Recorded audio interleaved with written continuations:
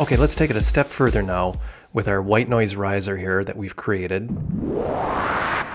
and add another element to get some excitement into this sound.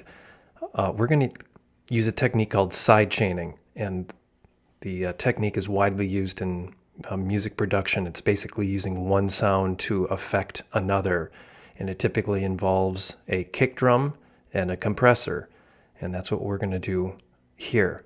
That's the general effect will get the rising white noise sound to pump along with the BPM of the song that the kick drum is going to be kicking along at.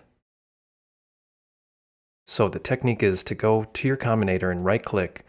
Make sure you get this red line that the instruments and devices are going to be added to the combinator.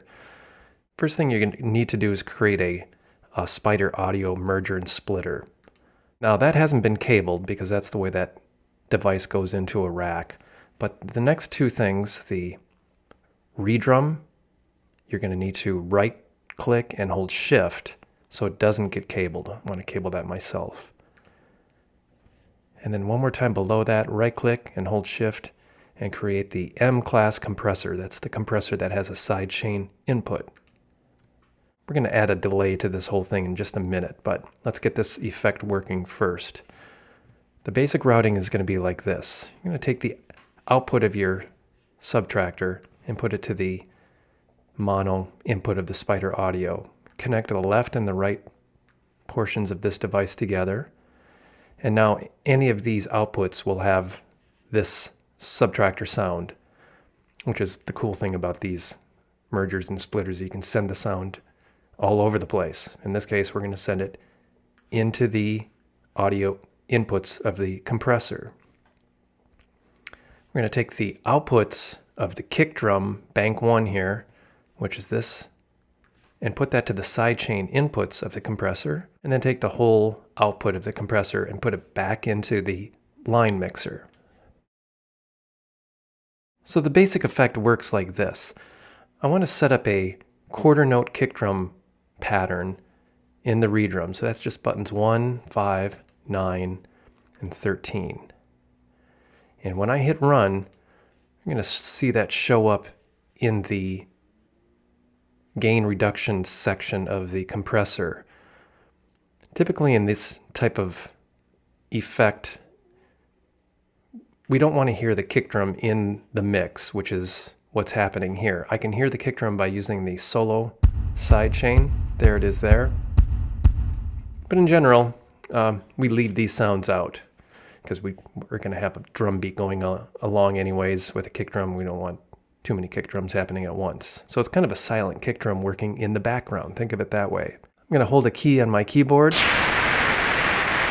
and adjust the threshold setting to get the kind of pumping sound.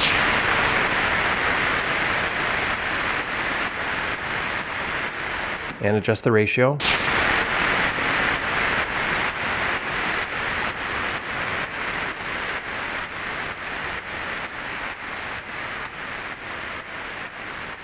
And that's the general effect that I want.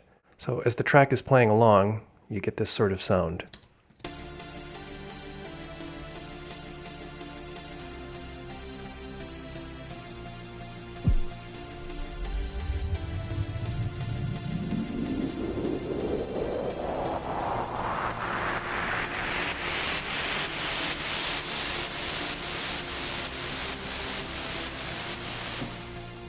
All right, that's the general effect. Now, to really get this working nice, I like to finish everything off with a delay. So when I take my finger off the key, I'll have a little delay trailing effect. And the easy way to do that is just to right-click on the compressor and create the DDL1, digital delay. Okay, so a little bit about then using the delay. In this type of technique, I like to use the millisecond setting here on the unit instead of the step setting. Milliseconds allows you to program this far deeper than the step setting. You can determine the millisecond delay pattern that you want by using a delay time calculator. And there's all kinds of them, apps and internet sites. I'm just going to go to this site here. It's called the Whipping Post. And here's this delay time formula. All you do is you type in the BPM of your track, 128 in my case, and the type of note value delay effect that you want. And I want a quarter note effect here. And that gives you the milliseconds to set on your delay unit. So 469. Go back and just drag this up. Fine tune it this way. All right, now I'm going to turn the feedback up quite a bit on this. The feedback determines how many delay instances happen. So lower feedback is less delay, and higher feedback is more delay. I'm going to put it up here about 98. All right, so now that gives me this effect. When I lift my finger off the keyboard, it'll kind of trail off into the distance. And I'm going to hit record and automate this entire thing. So hit record, play your key, and start automating.